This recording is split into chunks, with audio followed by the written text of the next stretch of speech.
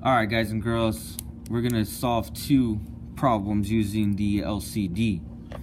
So number 13 and 14 is what I want to cover. So let's see, can I zoom this in a little bit?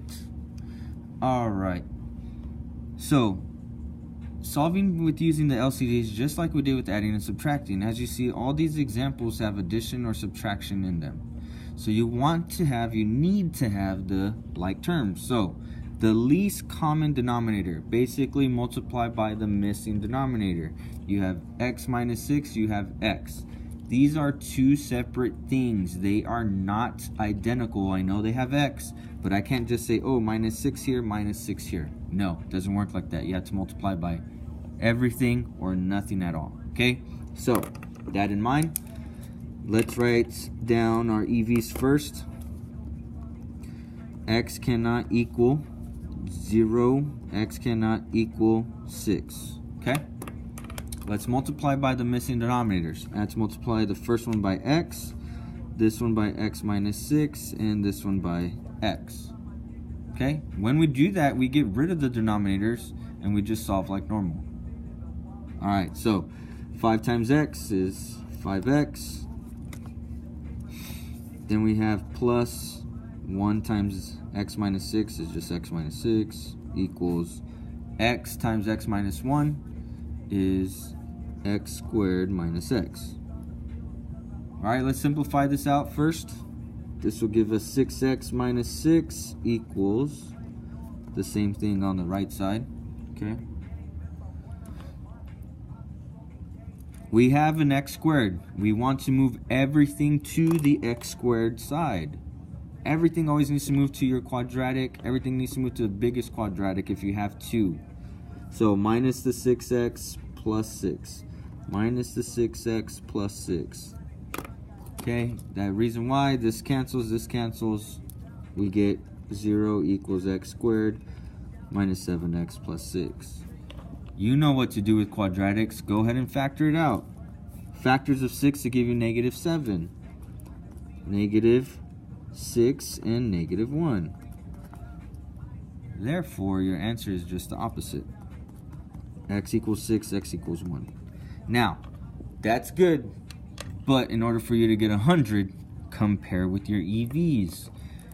EV cannot be 0 or 6. Well, I got 6 and 1. So which one is your real answer? Your real answer is x minus 1. This is an EV. This is extraneous. This is false. Whatever you want to say. This is your real solution. You need to communicate to me some way, somehow, that you know that this is the only solution, okay?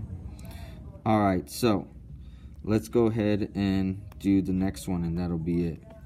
The rest you'll have to do on your own. Alright, last one. 14. Now, right here, get some people. I don't know why, it just does. It happens. It's okay. We'll talk about it in a minute. Our EV, x cannot equal 5. X cannot equal 0. Okay? So what is your missing denominator for the first fraction? Well, it's just going to be x. What's your missing one for the 5 in the middle? Well, it doesn't have a denominator, so it needs both. It needs x and x minus 5. Now, when you have this situation, right here, right now, go ahead and multiply that LCD out. So multiply this out to x squared minus 5x. Okay, it's better to use that simplified form when you multiply. And then the last one, x, it has x, so I'm missing x minus 5. Alright, so let's multiply everything out on top. The bottom denominators are going to go all the way. So this becomes x squared minus 4x. Now this is 5 times the newer one when we multiplied that out already. So that's going to be plus 5x squared minus 25x. And then at the very end, right here, we get 4x squared minus 20x. Make sure you distribute everything and make sure you distribute the correct signs, okay? So let's simplify this up. We got x squared here, so that'll give us 6. We got x's here, so that'll give us negative 29. And the right side stays the same. When we have two x squareds, you always want to move to the biggest or largest of the x squareds. So I'm going to move to the left. So minus the 4x squared plus the 20x, because then this will cancel out to 0 is what we need. So do the math. This comes out to 2x squared minus 9x.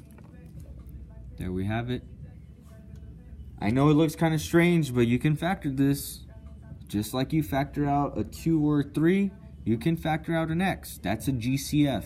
Factor out the GCF. So we got x, 2x minus 9. And go ahead and tell me what the solutions are. We got x equals 0. We got x equals positive 9 over 2. Now with those answers, there's really only one true answer. X cannot be 0. X can only be 9 over 2. So since we have 9 over 2, that's our final answer. And that's all we have. Alright guys and girls, hopefully this helps you out with your retest. Come to Turing if you need it. Let me know. Like and subscribe. Mr. Pettis out.